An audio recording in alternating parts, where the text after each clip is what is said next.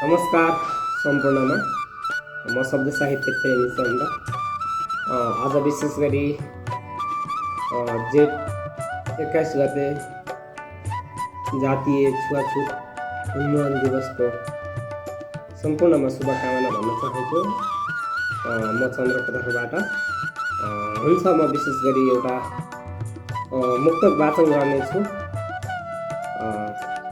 सबैले सुनेर साथ दिनुहोला। आमाले एउटा नवजात शिशु जन्माउँछन् जात होइन। आमाले एउटा नवजात शिशु जन्माउँछन् जात होइन। यसरी मानिस भएर मानिसलाई घृणा गर्नु कुरा खास होइन। यसरी मानिस भएर मानिसलाई घृणा गर्नु कुरा खास होइन। 21औं शताब्दीको नाम मात्र छ यहाँ। 21औं शताब्दीको नाम मात्रै छ यहाँ। रोग लुकेको छ, रोग लुकेको छ। फरक यति हुन्छ, महिला पुरुष कालो गोरो जात होइन।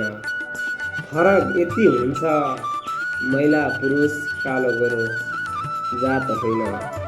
आमाले एउटा नवजात शिशु जन्माउँछन् जात होइन।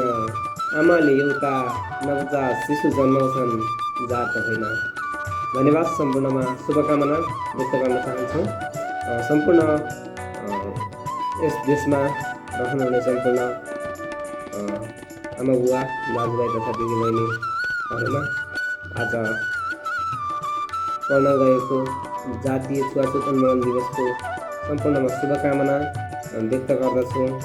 सबैजनाले जातीय छुवाछुत उन्मूलन दिवस आफ्नो ठाउँमा आफ्नो तरिकाले र कुनै ठाउँ कार्यक्रम गरेर, कुनै ठाउँ आम सभा गरेर जसरी मनाए पनि तपाईँहरूले आफ्नो ठाउँमा मनाइदिनु होला। र जातीय उन्मूलन दिवसको सम्पूर्ण फेरि पनि शुभकामना।